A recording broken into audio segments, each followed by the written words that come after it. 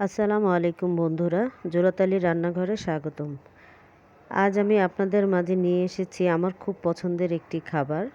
আমার মনে হয় শুধু এই খাবারটি আমার একারই পছন্দের না, আপনাদেরও অনেকেরই পছন্দ, তবে বেশি করে মনে হয় মেয়েদের। মেয়েরা এই টাইপের খাবার হলে ভাত একটু বেশি পরিমাণে খেতে পারে। ভাজি, ভর্তা, ভুনা এই টাইপের খাবারের প্রতি আমাদের একটু আকর্ষণ বেশিই থাকে।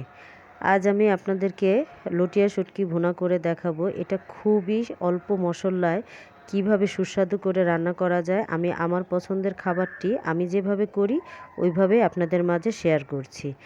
আমি এখানে 100 গ্রাম শুটকি কেটে ধুয়ে পরিষ্কার করে নিয়েছি এবং শুটকি ভুনা করার জন্য একটু তেলের পরিমাণ বেশি দিতে হয়, তা না হলে শুটকি ভুনা ভালো লাগে না। তেলটা গরম করে শুটকিটা আমি তেলের মধ্যে আগে প্রায় 5 মিনিট সময় নিয়ে লাল করে ভেজে নিলাম। আর এখন আমি কেটে রাখা প্রায় 25টি কাঁচামরিচ দিয়ে দিলাম, কারণ শুটকি ভুনাতে একটু ঝাল না হলে ভালো লাগে না। আমি ঝাল হিসেবে শুধু এখানে কাঁচামরিচটাই ব্যবহার করব, অন্য আর কোনো কিছু দেব না। আর 1 চিমটি পরিমাণ হলুদের গুঁড়া দিলাম শুধু খালি কালারটা সুন্দর আসার জন্য।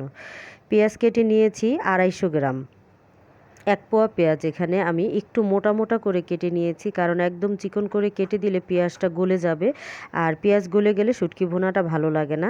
এই পেঁয়াজটা ভুনা হলেও সুন্দর একটা আস্ত আস্ত ভাব থাকবে, ভালো লাগবে। সাথে দিয়ে দিলাম স্বাদ মতো লবণ। যতটুকু লবণ দিলে শুটকিটা সুস্বাদু হবে ঠিক ততটুকু, যে যতটুকু রান্না করবেন সেই অনুযায়ী এখানে লবণটা ব্যবহার করবেন। এখন শুধু খালি ভাজাভাজির পালা। এটা আমি মিডিয়াম টু লো আঁচে পুরা শুটকিটা আমি ভুনা করে নেব। এর মধ্যে আমি আর জাল বাড়াবো না, কারণ হাই হিটে এটা রান্না করতে গেলে রান্নাটা নষ্ট হয়ে যাবে।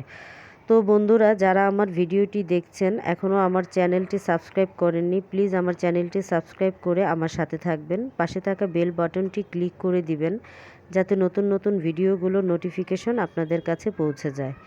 আর ভিডিওটি দেখতে দেখতে যদি আপনাদের ভালো লেগে যায়, প্লিজ একটি লাইক দিয়ে সম্পূর্ণ ভিডিওটি দেখবেন এবং আপনাদের ফ্রেন্ডস অ্যান্ড ফ্যামিলির মাঝে ভিডিওটি শেয়ার করবেন। কারো কোনো কিছু জানার থাকলে কমেন্টস করতে পারেন। ভালো থাকবেন বন্ধুরা, আল্লাহ হাফেজ।